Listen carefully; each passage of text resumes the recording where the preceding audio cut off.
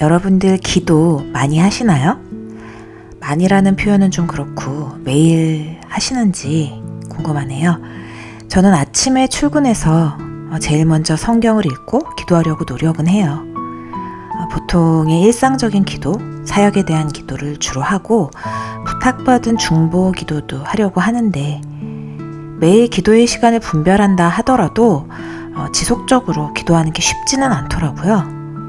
제가 일 중심이라서 그런지 일이 많거나 하면 일을 먼저 하게 되고 기도를 미루게 되더라고요. 갑작스러운 상황이 생겼다거나 사람을 만났다거나 했을 때도 기도가 뒤로 밀리는 상황을 저 스스로 많이 봅니다. 우선순위에서 하나님과의 시간을 뒤로 미룬다는 것이 자연스럽게 되더라고요. 제가 홀리하지 않은 사람이구나 이런 생각을 자주 하는데 여러분들은 어떠신지 궁금하네요.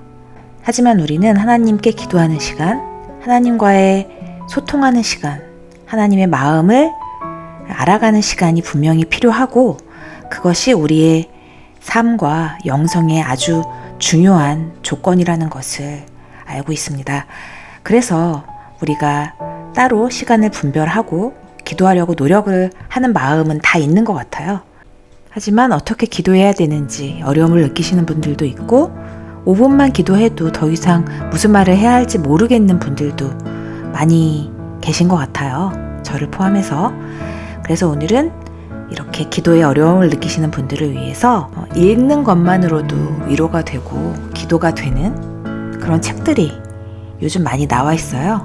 근데 오늘은 제가 조정민 목사님의 매일 기도를 가져와 봤습니다. 53개의 기도문으로 구성이 되어 있는데 기도의 본질이 무엇인지 짚어주기도 하고 하나님께 집중하게 되는 문장들이더라고요. 설교도 굉장히 간결하시잖아요, 조정민 목사님. 그래서 오늘 책에 있는 기도문을 몇 개 골라서 읽어드리려고 해요. 상황별로 분류가 되어 있는데 여러분들에게 맞는 상황이 있는지 한번 보시고 같이 묵상해 주시면 좋을 것 같습니다. 기도하고 싶은 분들에게 분명 도움이 되실 거예요. 먼저 우리가 일상에서 제일 많이 해볼 수 있는 기도를 찾아봤는데요. 분노를 다스리고 싶을 때 할 수 있는 기도입니다. 나의 허물을 먼저 직면하게 하소서라는 제목의 기도예요. 나를 비난하는 사람과 나를 칭찬하는 사람들의 말에 날마다 마음이 요동합니다. 하지만 내가 누구인가는 하나님이 결정하십니다. 지금까지 그 결정권을 사람들에게 넘김으로 힘이 들고 괴로웠습니다. 비난이 사실이 아니라면 화가 나지 않을 것입니다. 내 안에 갈망이 없다면 교만한 마음이 들지 않을 것입니다. 내 안에 분노와 시기, 오만함과 열등감을 직면하기 원합니다. 그리고 하나님의 눈으로 나를 만나게 하옵소서. 그럼에도 불구하고 어떤 비난이라도 달게 받기 원합니다. 비난하는 사람이 그럴 자격이 있어서가 아니라 내 허물이 실상은 그 비난 이상이기 때문입니다. 나는 악하고 추하며 치졸한 인간이라는 것을 인정하게 하옵소서. 그것을 시인하는 겸허함을 허락하여 주시옵소서. 예수님의 이름으로 기도합니다. 아멘. 다음으로는 우울감과 열등감에 사로잡힐 때 나의 소속은 하늘입니다 라는 기도 제목이에요. 하나님 아버지, 사람들 사이에서 종종 벽을 느끼곤 합니다. 각자 자기 경험과 자기 생각, 자기 기준을 내세우니 함께 대화를 하나 독백을 하는 것 같습니다. 그럼에도 늘 어딘가에 소속되기를 갈망합니다. 무리 속에 끼지 못할까 두려워하다가도 정작 그 자리에 앉게 되면 외로움을 느낍니다. 예수님을 만나 따르는 것은 내 소속이 바뀌는 일입니다. 동시에 소속이 다른 사람들 틈에서 살아내기로 결단하는 것입니다. 제게 용기를 주시고 흔들리지 않는 하늘의 소속감을 허락하여 주옵소서. 막힌 담과 같은 인간관계 속에서도 외롭지 않기 원합니다. 나를 구원하신 예수님이 나와 함께 하신다는 사실을 꼭 붙들게 하옵소서. 주님의 기쁨이 내 안에 차올라 이제 세상에 주님보다 더 중요한 것이 없음을 읊조리게 하옵소서. 구속한 주님이 공급하는 은혜가 날마다 걱정과 염려를 압도하게 하옵소서. 예수님의 이름으로 기도합니다. 아멘. 제 마음을 꼭 옮겨놓은 것 같은 기도문이었어요.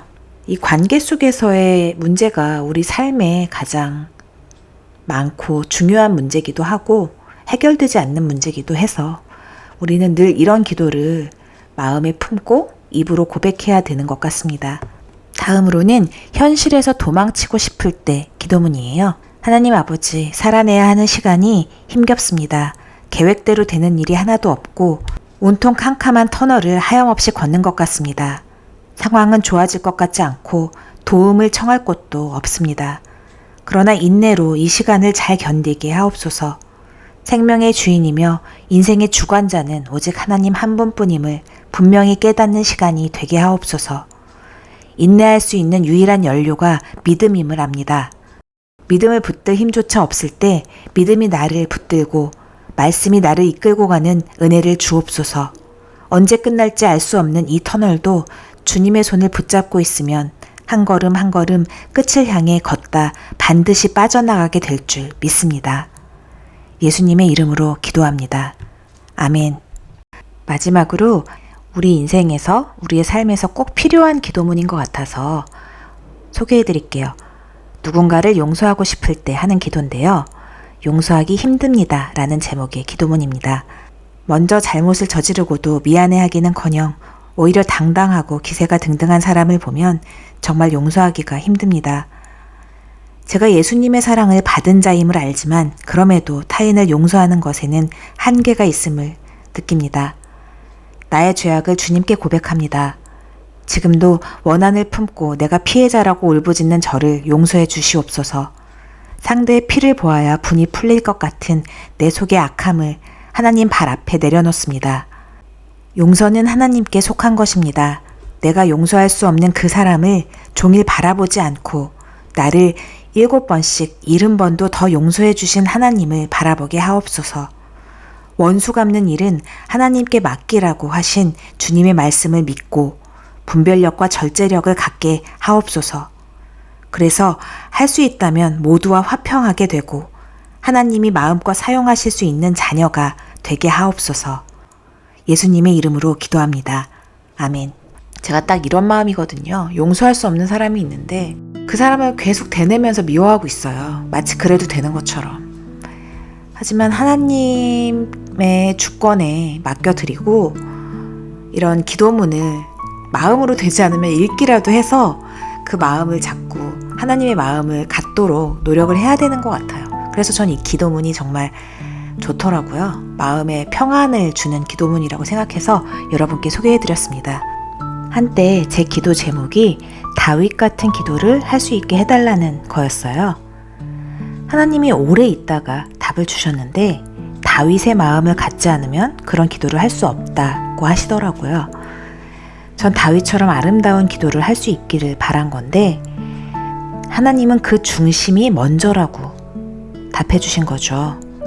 나중에 제가 인생 최대의 시험을 지나면서 다윗의 시편을 매일 울면서 읽었는데요.